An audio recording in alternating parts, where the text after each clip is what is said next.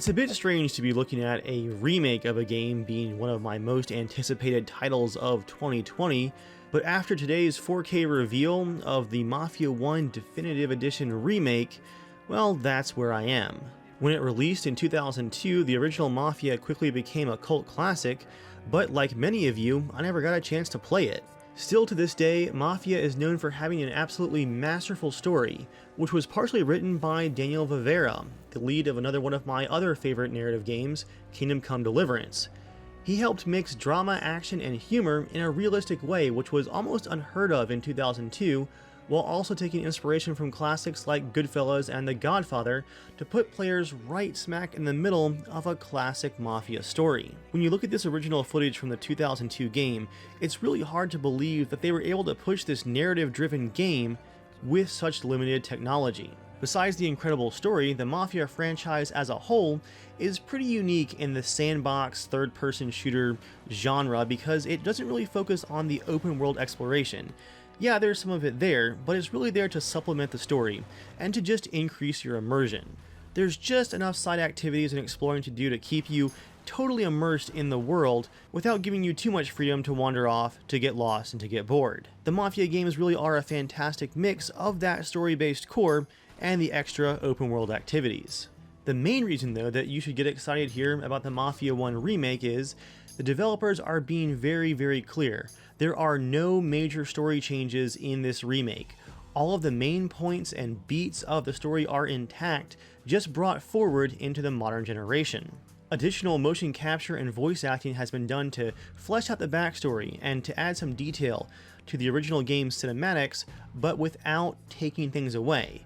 And again, those cinematics were groundbreaking for the time, so I can't imagine what we're in store for once this remake launches. All of the motion capture for all of the cinematics have been completely redone with new detailed facial animation to give new life to those original cinematics, while remaining true to the story. And as you guys can see from this 4K backing footage, that extra detail really shows up in the in-game missions. As someone who gave Mafia 3 a second chance and ended up really enjoying it, I was also excited to hear in this gameplay reveal that the gunplay, as well as the base game engine, is based off of the technology behind Mafia 3. Combat will be just as visceral and satisfying as it was in Mafia 3, which I think was some of the most satisfying third-person shooting that I've ever played, right up there with Max Payne 3. But the gunplay is being adjusted to account for the fact that most of these gangsters have no military training or no non-criminal firearm experience, whereas Lincoln Clay, the protagonist in Mafia 3,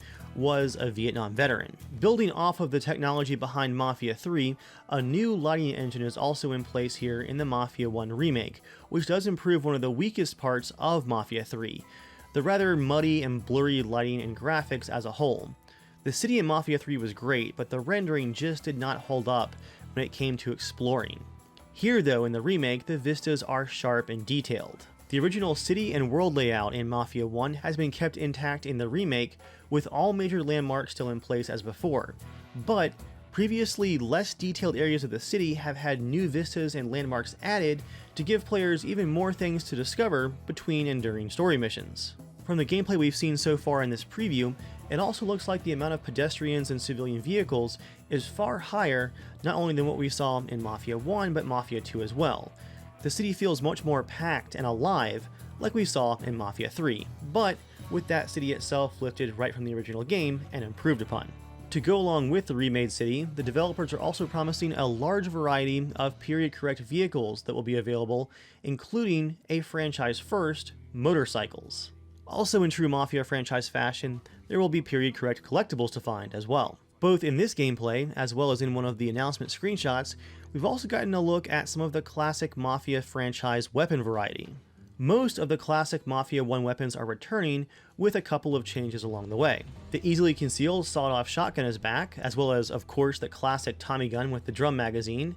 When it comes to some up-close Mafia gangster work, you have your switchblade, your crowbar, your bat, as well as your brass knuckles. We can also see the return of some of the most iconic revolvers of the time period, including the snub-nosed Detective 38, as well as the Model 10 police revolver, and you can also see there on the table a scoped Springfield model of 1903. And if we zoom all the way in, right there in a violin case off to the left, a Tommy gun packaged up for a quiet execution. We do have a couple of odd things going on with these weapons, one of which is the original Winchester 1897 pump-action shotgun has been replaced with what appears to be possibly a Remington Model 10. Not quite sure why that change was made, possibly for capacity because the Model 10 has one more shotgun shell that's possible in the tube compared to the 1897, but we also have some weirdness going on with the classic 45 caliber 1911 pistol, which is one of the most iconic pistols of this time period. Everyone knows it. There is definitely an issue with the 1911's animations though. This might be a throwback to the original game, or it could just be a slight oversight. See, the 1911 is a single action hammer fired pistol. This means that it physically cannot fire, it cannot drop the hammer unless the hammer is already cocked. But as you guys can see from all of the gameplay we've seen so far, the hammer is down on the 1911. This means the trigger physically can't be pulled. The gun just won't fire without the hammer being cocked. It's a bit unusual, there aren't many single action only pistols out there, but it's strange to see this mistake for the 1911 because it is just such an iconic pistol both for the time period and for the Mafia genre as a whole. Even more strangely, when the pistol is fired and the slide goes back and forth, which is the actual action that cocks the hammer, for some reason when the slide returns to battery, the hammer is decocked again, which again isn't really physically possible unless the gun experiences a hammer follow malfunction.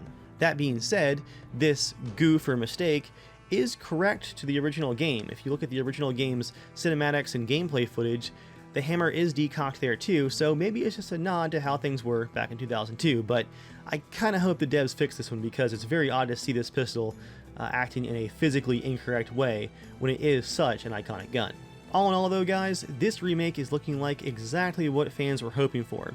It doesn't mess with what made the original great, the story, but it brings it into the current gen in a way that I think everyone should be really excited about.